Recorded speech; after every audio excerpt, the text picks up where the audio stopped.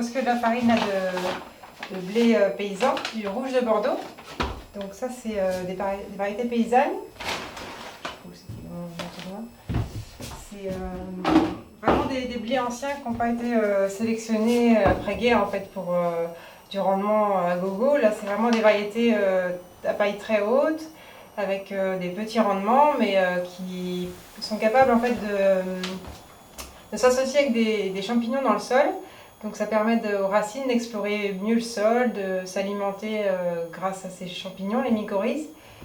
Donc ça fait une farine du coup plus riche en minéraux, avec une biodiversité aussi parce qu'au niveau génétique, c'est pas des clones en fait, c'est vraiment une population de blé qui évolue chaque année.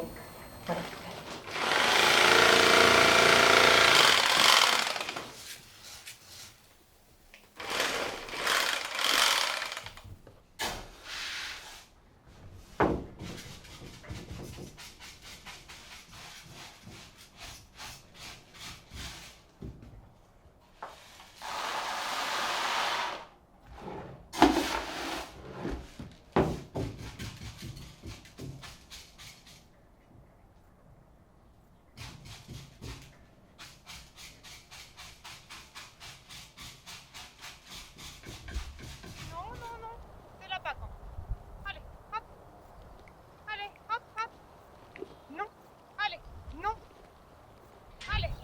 Donc j'ai un projet brebis laitière. Depuis quelques années, on a acheté des brebis manège tête noire, donc c'est une race rustique du Pays Basque. Et récemment, là, j'ai racheté un petit lot de brebis corse. En fait.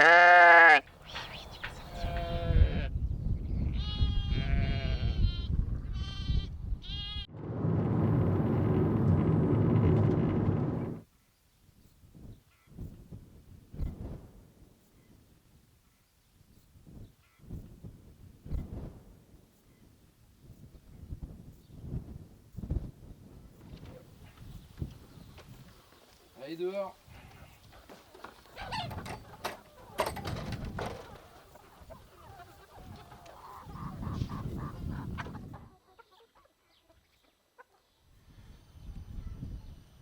On est en élevage bio, mais on ne se considère pas en élevage bio, on va dire industriel, par rapport à la quantité de poules qu'on a. On est sur plusieurs petits bâtiments. Voilà, ils sont derrière, ça en fait. Il y en a un qui en fait partie des trois. Mais nous, le bio, on n'a pas voulu se lancer dans le bio industriel non plus. Pour avoir cette démarche-là comme tu as, pour avoir de la proximité avec les gens. Voilà, on vend toute notre production d'œufs en local et en direct. Donc avec des personnes comme toi ou d'autres marchés de producteurs. On produit notre alimentation fermière sur la ferme, donc qui est derrière nous justement, la production est ici. Avec 80% de céréales de la ferme, bon, il y a quand même une part achetée parce qu'on ne peut pas tout avoir. Mais voilà. Et la céréale, c'est quoi? Donc céréales, dedans, c'est tout simple, on va retrouver du blé, du maïs et du tourteau de soja, bien évidemment, bio, production française.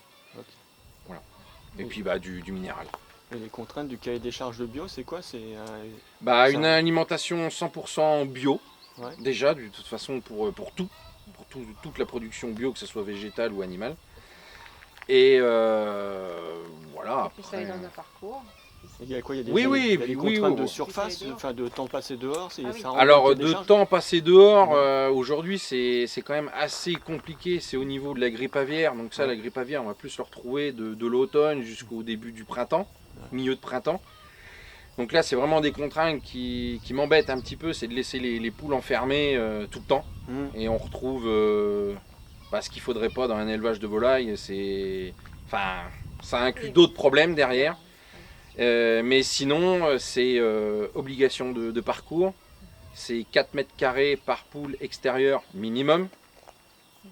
En intérieur, ça doit être 6 poules au mètre carré, je crois. Mais il y a beaucoup plus d'espace voilà, avec accès à de la paille, pas des calibotis à l'intérieur, des endroits... les calibotis, c'est pas vraiment gênant. Il y a des surfaces maximum.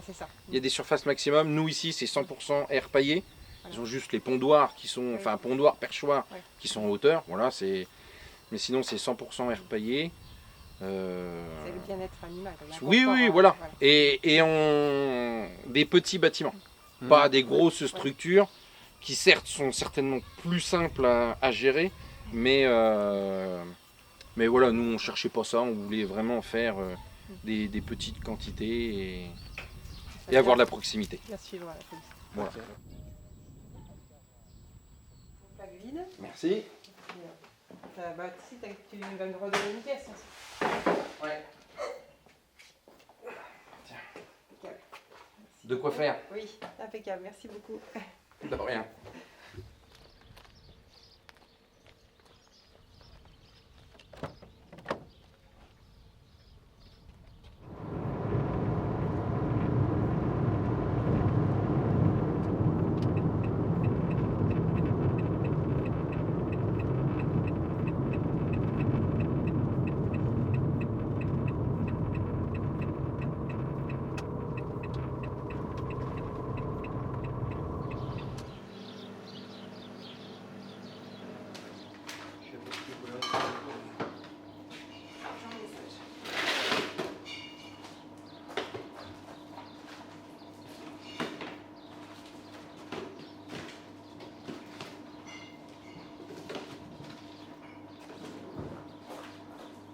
Donc on est une exploitation familiale, donc historiquement donc mes parents produisaient du lait depuis plusieurs générations. Donc après mon frère s'est installé en 2010 pour prendre la suite à la retraite de mon oncle. Et donc moi en 2010 j'ai terminé mes études et je me posais les questions que je voulais revenir travailler sur l'exploitation, mais je ne savais pas, il n'y avait pas les possibilités économiques qui pouvaient m'installer, puisque du coup on ne se voyait pas agrandir le bâtiment pour refaire encore du lait, parce qu'à cette époque-là le prix du lait était quand même relativement bas. Donc du coup c'est là que m'est venue l'idée de développer l'activité de transformation et de me former pour ça. Donc je suis parti 2 ans dans une école dans le Jura pour apprendre à transformer. Et après, par la suite, j'ai travaillé 4 ans dans une coopérative à côté dans l'Ain pour me former un petit peu, pour faire une première expérience. Et donc après, en 2015, je suis revenu sur l'exploitation. Vous avez construit le bâtiment? Je me suis installé, voilà, on a construit le bâtiment nous-mêmes, le maximum par nous-mêmes. On a monté l'atelier et puis en 2016, le comptoir du fromager a été créé pour pouvoir se développer et pour pouvoir justement mieux valoriser notre lait pour avoir un meilleur revenu. Et le lait, il y a combien de lait? Alors l'exploitation, on a 70 vaches laitières, donc on est monté à plus que 80, 85 il y a quelques années. Donc là on est redescendu un petit peu parce que du coup on est passé en robot de traite, avant on était en salle de traite. Donc on est passé en robot de traite depuis 2 ans et du coup le robot il ne peut pas traire plus que 70 vaches par jour. Okay. Donc du coup c'est pour ça qu'on est redescendu à 70 vaches.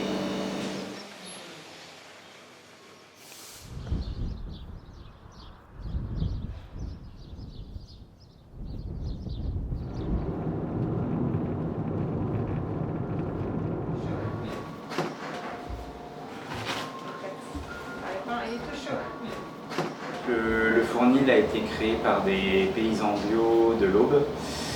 On a repris le fournil en 2007, notamment avec la ferme du Bonnet Rouge qui est un peu plus bas dans le village, qui nous fournit en céréales, enfin, qui cultive des céréales, qui écrase les céréales sur leur moulin à meule de pierre. Et moi je m'occupe de la transformation et donc de transformer toutes ces farines en pain.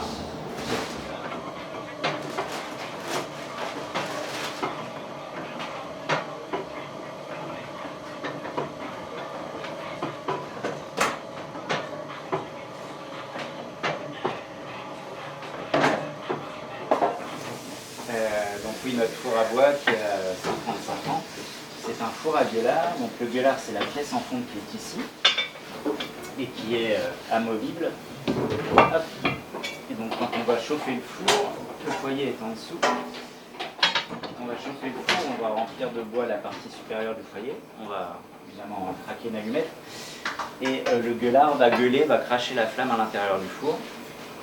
Et le gueulard nous permet également de diriger la flamme à gauche, au milieu et à droite pour chauffer uniformément le four. Donc on va chauffer comme ça pendant 1h30 à 2 heures. Une fois qu'on l'estime suffisamment chaud, on laisse le feu s'éteindre. On va venir enlever les braises comme il est actuellement. On va remplacer le gueulard par un simple bouchon. On va laisser ensuite encore reposer une demi-heure pour que la chaleur se répartisse bien dans les briques. Et seulement ensuite on va enfourner la pâte. Et donc c'est uniquement la chaleur emmagasinée dans les briques qui va cuire le pain. Ok. Il n'y a plus du tout de combustion au moment de la cuisson du pain. Le pain, il cuit combien de temps après? Et alors le pain va cuire entre, on va dire, 20 minutes pour une baguette, 15-20 minutes pour une baguette, jusqu'à 1 heure et demie pour des gros pains de 3 kg. Ok.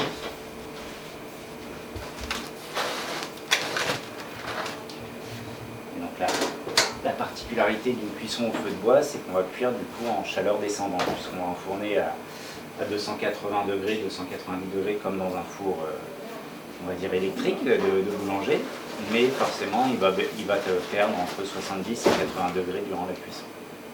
Ok. Donc, le pain va mettre un petit peu plus de temps à cuire et surtout ça va former une croûte plus épaisse qui va aussi permettre une meilleure conservation du pain.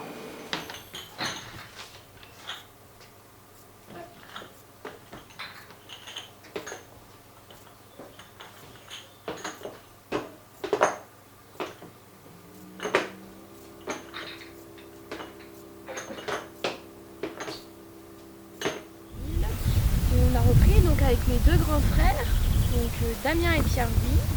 On s'est associés et on a voulu reprendre l'exploitation, voilà, donc en 2023. Et donc une exploitation en agriculture biologique, en autonomie alimentaire, et on transforme donc tout le lait en fromage sur l'exploitation. Et yaourt, voilà, yaourt, tome et un petit peu de feta. Très bien.